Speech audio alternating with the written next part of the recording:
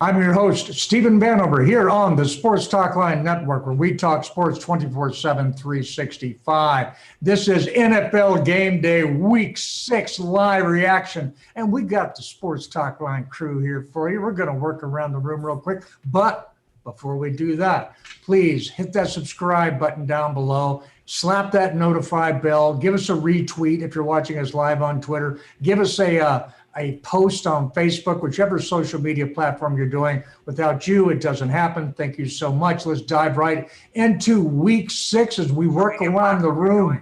And we're going to go with game 1 here, which is going to be Chicago Bears versus the Carolina Panthers. And guys, the Chicago Bears, I mean, where's Spinksy here? It was all about Nick Foles, right? I think this was a game where the Bears defense showed up. They got a critical turnover in the fourth quarter to steal the game with Teddy Bridgewater throwing a pick. So maybe the Bears finally found their quarterback. It only took them about 40 years, but better late than never. Yeah, but even on top of that, Nick Foles still looked careless with the football. Another point I want to make is Carolina's been competitive in just about every game they played this season, and this was a roster that was absolutely just obliterated with the offseason. Had a lot of rookies starting for them, particularly on the defensive side of the football, still competing every week. So you don't want to count this as a moral victory because there is no such thing, but Carolina is going to be a team to look out for in the next few years. Okay, I'm not buying the Bears yet. They're 5-1 right now, but if you look at their record, who they played the Lions. So, they've played some really bad teams. They play the Rams next week. They have some tougher, stiffer competition when they go in conference. I'm going to wait to see and hold judgment on the Bears. Nate, I like your touch on the Panthers because I thought they've kind of been given the low end of the stick lately. I just love people getting excited about teams with the statement that like, well, they've been in every game they've lost so far. Okay. All right. Whatever floats your boat there, guys. Next up, the Cincinnati Bengals with the Indianapolis Colts. And this is a game I hope you didn't take the under on because the Bengals 27, the Colts 31. And this is a classic Phillip Rivers, you have no idea what the hell's going on until the end of the game thing. Don't you think, Josh?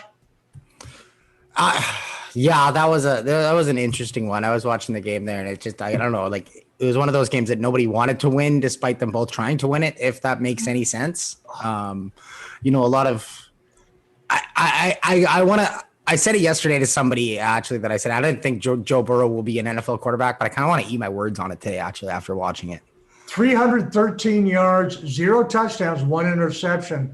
But I mean, he's a rookie, and he's going up against a pretty darn good defense, or at least they have some good defensive players, though their play this season hasn't been up to snuff. I think Burrow's going to grow. You know, exactly how far he grows, man, I don't know. Nate, you've got that look on your face like, oh, yeah, okay, what?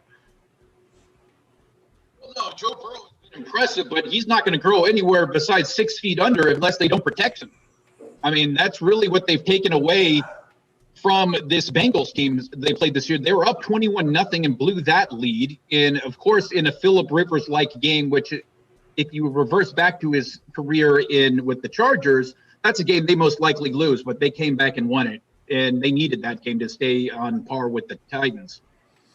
You know, you're absolutely right. But everybody's talking about how, like, you can't really say that much about them because, you know, what they do, beat up on the Lions. But, Tom, I'm going to throw it to you right now because the Lions beat up on the Jacksonville Jaguars 34-16 today. Yeah, they pretty much – the Lions came out and they opposed their will on the Jacksonville Jaguars, the hapless Jacksonville Jaguars. Sorry, Tony Khan. But you know, the Lions came in there. They had a tough loss in week 1 against Chicago. But they came in and they just dominated the Jacksonville Jaguars this week. So it gets them in the win column, and it totally doesn't eliminate them from playoff contention. But, you know, you got to love, guys. Does anybody have a comment on DeAndre Swift?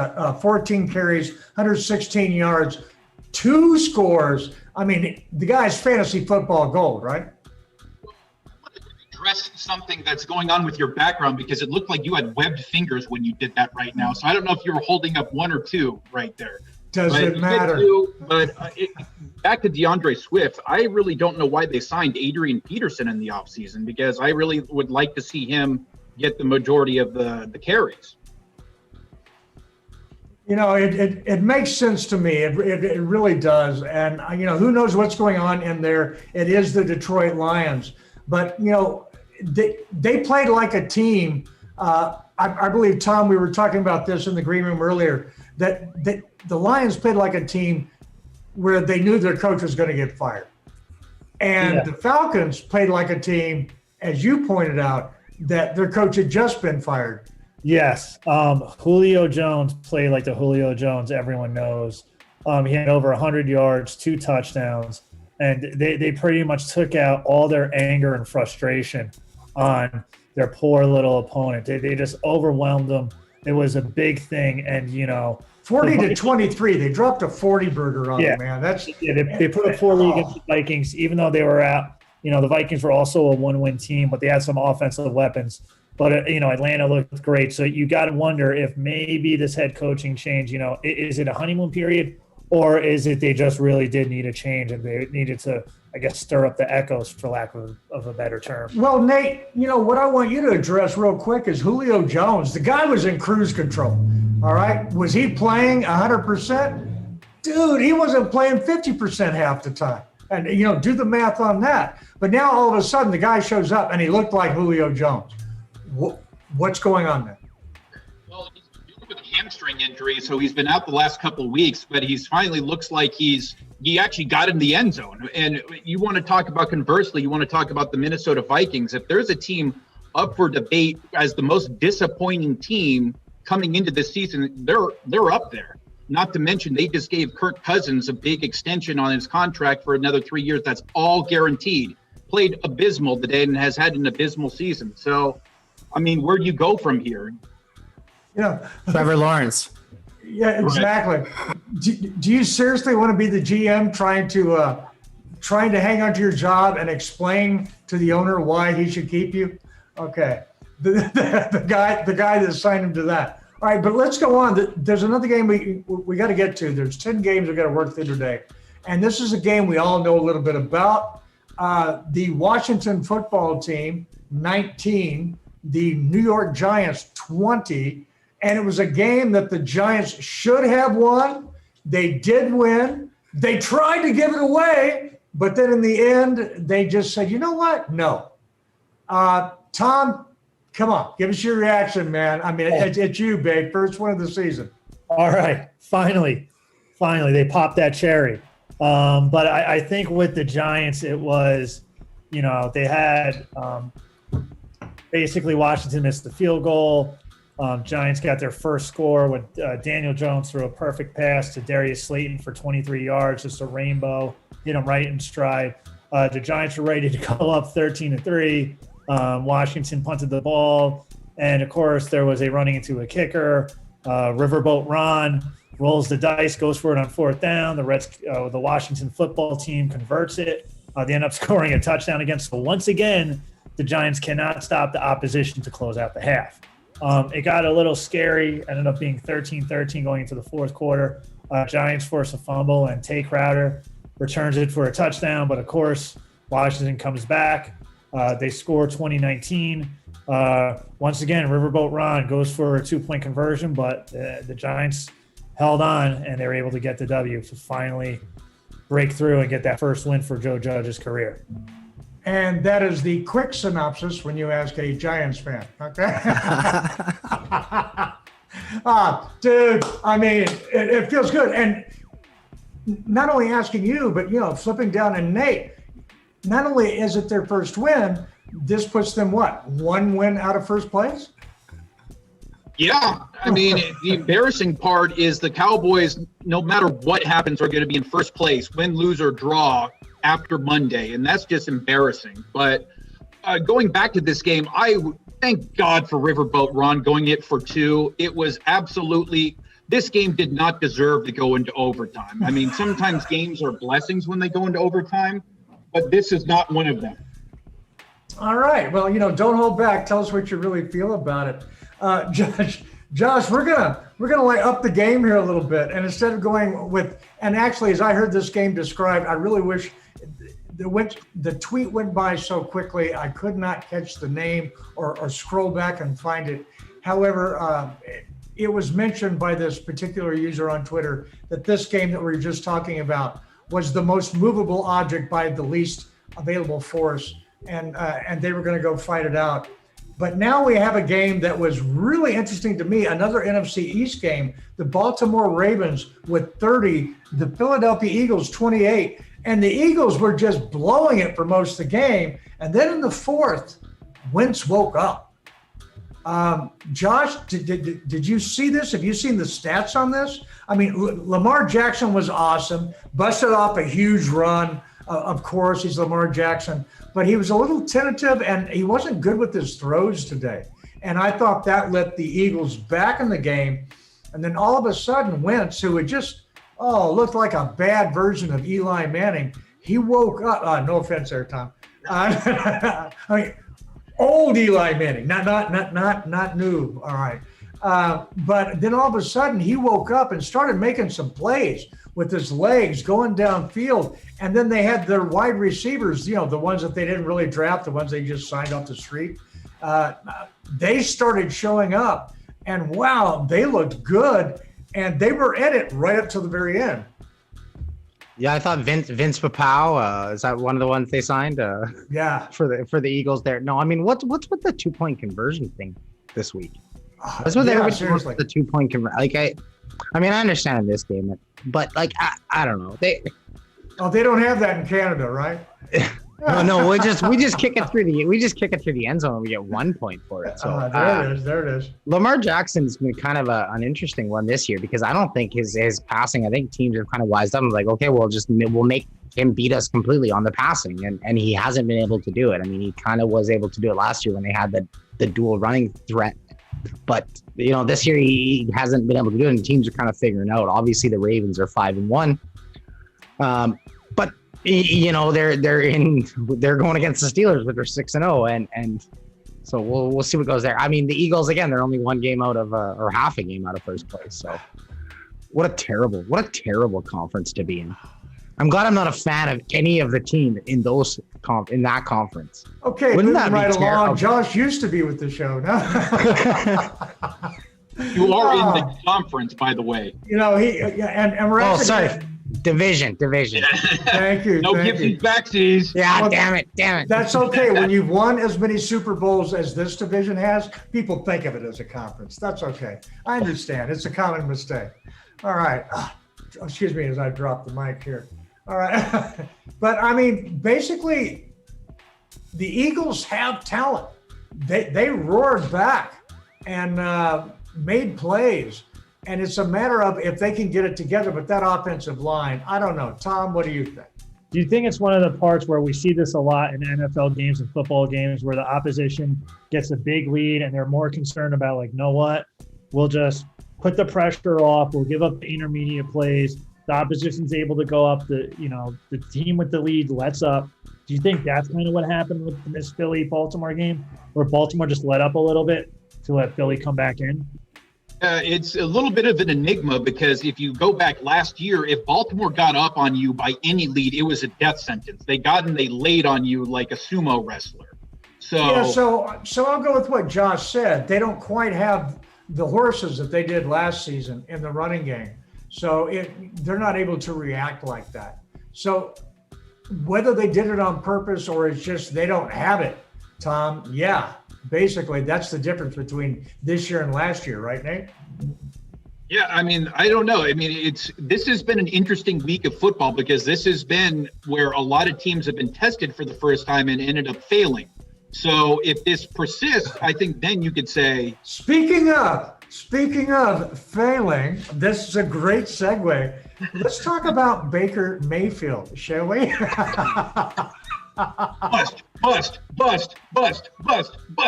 10 of 18, 119 yards, 1 touchdown, 2 interceptions, and I don't know how much lost revenue through commercials after this game. Nate, drive with this bad boy. I mean, they benched him, and I think it's long overdue. What do you think? I have to agree. I mean, if it goes back to the kind of the situation the Bears made with Nick Foles, I mean, technically when Mitchell Trubisky was benched, they were undefeated. They made the adjustment to Nick Foles when they saw something lagging. I mean, it's the same thing. If you just were to look at the Cleveland Browns record, you would think Baker Mayfield was playing at least decently. But he's really what's holding this team back. He's the opposite of a game manager. He's a game damager. Boom. That's right. You heard it here first, okay? And that's an official NFL term. And that's what he is. He doesn't manage the game. He damages the game. Anybody disagree? No. Oh, you do. Okay, boom, go. I'm going to throw this in there. I think the Cleveland Browns, they were using a dual threat running attack with Nick Chubb and Kareem Hunt. And you had Nick Chubb go down, and all of a sudden Cleveland's offense isn't as effective. And also giving Baker Mayfield the benefit of the doubt. He did have injured ribs, and they're trying to say okay, we got to mix up the, call the game differently because of this injury to protect Baker Mayfield. Even though I think the Browns, you got to look at it like this. They are 4-2. They know the offense they need to run to be successful. And it's not going to be led by Baker Mayfield. He's going to be an option, but not the main threat. I think you're right. He only had one stud running back in the backfield. Poor Baker Mayfield. And only had OBJ and all that money and all that time and that great deep. You're right. The guy is abused. No, well, it's interesting because you look at the Cleveland Browns. When they blew out the Cowboys a few weeks ago, everyone would say, wow, the Browns are for real. I was like, no, that was an indictment about the Cowboys being bad. Yeah, I think this, again, every game tells a little bit more of the story of the season. The final story has yet to be told. We know that today that the Cleveland Browns put up 7 points and the other team put up a lot more. Okay? But now let's go into a game that just blew my mind. And it's, please tell me you took the over. Please tell me you took the over. All right, Texans 36, Titans 42. And if you had Derrick Henry on your fantasy team, because I had to face him on my fantasy team today, and I don't want to talk about it. Tom, you're the one smiling the biggest. Take this turd and run with it. Yeah, I should also mention I had Deshaun Watson in my fantasy league too. But this was one of the games where Deshaun Watson has been having, I guess, a subpar year so far. They made the coaching change. They got rid of Bill O'Brien, maybe a trade or two too late. And they found themselves offensively. It was just, this was a game. The Texans come back. They're up 36-29, and the Titans, tie up the game. They give the ball to Derrick Henry, and he wins the game for them. Nate, what do you got? Now, the fact that Deshaun Watson this season is 1-5 as a starting quarterback. And now, if he was playing several hours north in that the state of Texas, there would be pitchforks coming for his ass, especially with the way he got paid this offseason, whereas Dak didn't. So I know he's actually played well, but the fact of the matter is it doesn't matter when you play in Dallas. That's what matters. I want to point out the fact nothing else matters. Deshaun Watson's 1-5 as a starter. Give him equal criticism to Dak. Okay, so I want to get on this one, and I want to switch it up completely because I want to talk about the Texans' defense because I don't think enough people are talking about that. I mean, if you're going to tell me that they're going to throw up 36 points against the Titans and not win the game with the defense that they're supposed to have, I mean, I know, they lost weapons on offense, but their defense was supposed to be the rock for them. It's not showing up. I don't think that's really helping Deshaun Watson. He's on the field too much. He's not able to get off the field. He's getting, I like Houston. I like Houston as a team. I like the Texans. I thought that they had a good chance this year, but their defense is letting them down, I think. And I don't think it's Deshaun Watson or the offense. It's not Deshaun Watson, but he needs to be criticized equally to Dak Prescott. That's what I want. You guys bring up good subject, but Nate, no, because winning in Dallas is not the same as losing in Houston. Why? One is in Dallas, the other's in Houston. That's just the way it is, man. That's just the way it is. And that's why the Lombardis are in Dallas. And, you can't criticize them the same because the expectations aren't the same. And in Dallas, the expectation is win a Lombardi. In Houston, it's, can we beat the Titans? That's just different, man. It's just different. All right, look, we got to move on. So, Nate, since I cut you off, we're going to let you take this one. And it's a fun one because it's the Denver Broncos 18 over the New England Patriots 12. Oh, my goodness. Well, I mean, this was a field goal galore. So, basically, if you were watching this outside of the Boston area, it's time to turn this one off. I mean, and the fact of the matter is the Patriots had no business even being in this game, but Drew Lock threw a late interception, basically giving the Patriots an opportunity to go and win this game. Correct. Surprising they didn't. Basically Cam Newton got away for one big run, and that's all they did. Okay, other than just not do much in the passing game. The Patriots offense, I thought, was just, shall we say it? Cut off at the knees. Yeah, what he just said. Yeah, it sucked. All right. I mean, they don't have the tools. They don't have the they don't have the game plan to move forward. Tom, what do you think? Do you think this is finally putting the debate where Tom Brady is more responsible for the Patriots' success than Bill Belichick? No. I never thought that was going to be solved in one season. That's going to take a while, and that goes down the road. But, we've only got a little time left. And before we move on to our last game of the day, if you haven't done it yet, we really appreciate you being here. Please reach down and subscribe. Hit that notify button. Retweet us on Twitter. Give us a like and post us on whichever Facebook group. We really appreciate it. But right now, we're going to go to the man of the hour, the man with the shit-eating grit. I mean, the smile on his face. We're talking about the Canadian with no remorse. We're talking about Joshua, because we're going to talk, and actually, it's going to be him and Nate, with the man with no remorse. because we're talking about, Nate's favorite team, the San Francisco 49ers. Oh, excuse me, that wasn't your favorite team. But anyhow, he knows them well. And the Rams, which Joshua knows exceedingly well. Joshua, take it away, sir. This game coming up shortly. Yes, big Sunday night football tonight. Rams 49ers from San Fran. It's going to be a big one. Rams are 4-1, looking to start 5-1, kind of keeping in with the Seahawks, and San Francisco 49ers are kind of just looking to figure out what the heck's going on with their season. I think it's interesting because the Rams played the 49ers tough both times the season before when the 49ers were rolling over everybody. So it's a good matchup no matter what, except for the fact that San Francisco, you take away Nick Bosa, you take away Richard Sherman, you take away a bunch of guys who are having a lot of talented players from the year before. And on top of it, Jimmy Garoppolo struggling, who got benched the week before. Yeah, and isn't that really the story, guys? It was like, other than the fact that only half the defense that the 49ers should have is there, and the fact that their QB right now sucks so bad they're not even going to play him, it's going to be a good game. Other than those two things. I mean, this should be a massacre, shouldn't it? I think it's going to be. Wow, Josh, I didn't think, the 49ers would show up like Joe Montana and Jerry Rice and put up a 50 burger, but if you feel that way. Oh, I don't know. Have they shown up in San Francisco at all yet this year? They showed up in New York, I'll tell you that much, twice. Everyone does.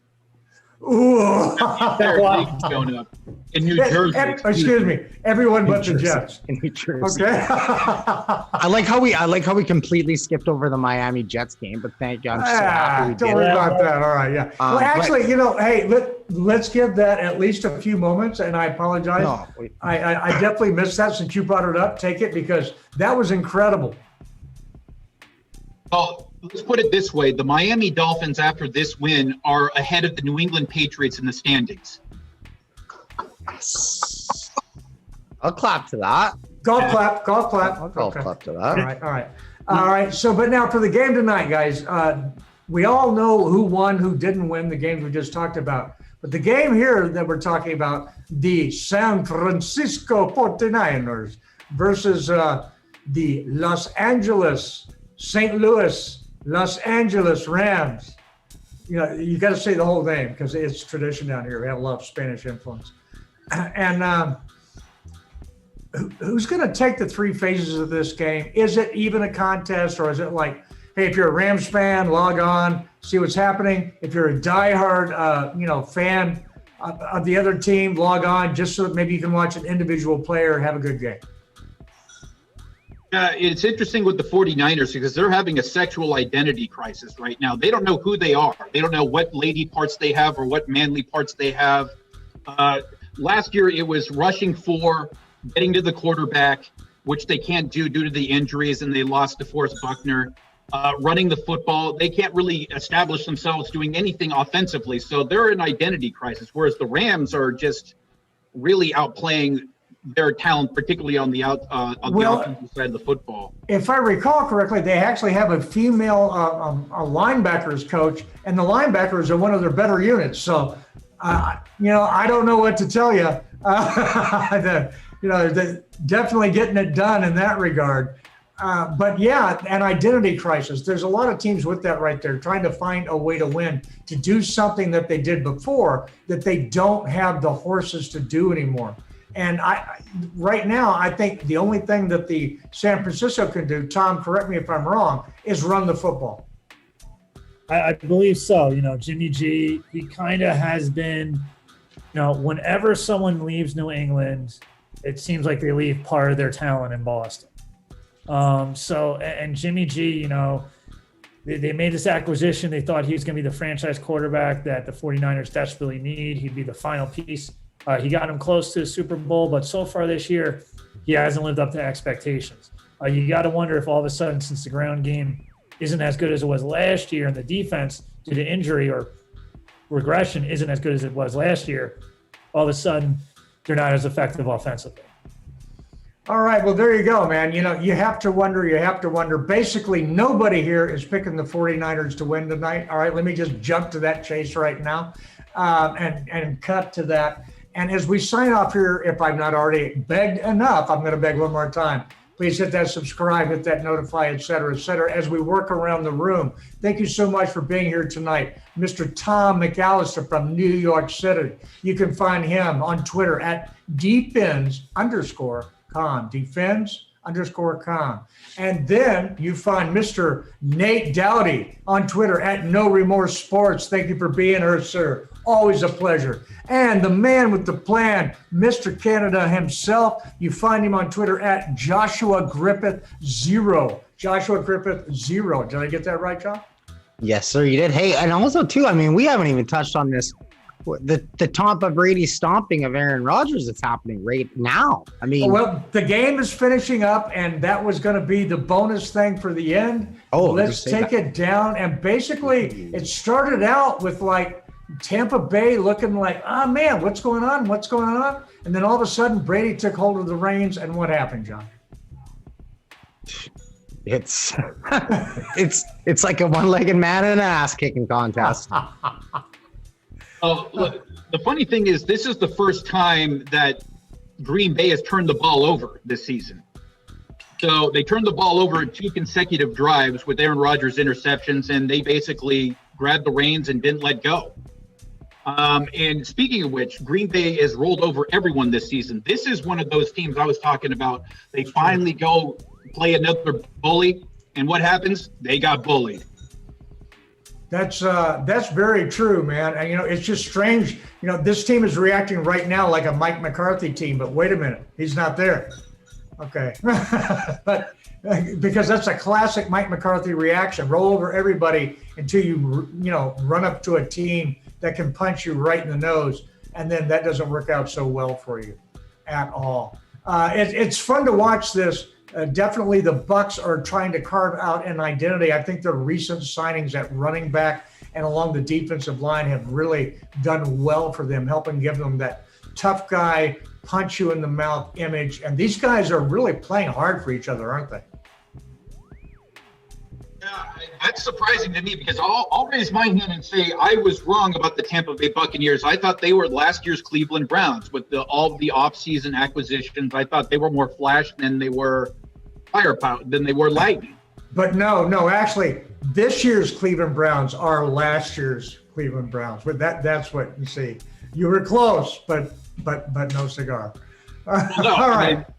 We've got to shut this off. We've hit our 30-minute window. Thanks, everybody, for being here. And if there's one thing everybody knows that comes to the show, what you hear from us is what you do until the next time you're here. Nate, take them home. You're going to go listen like you play with intensity. and there you go. Okay. This is Game Day. And hey, check in tomorrow night.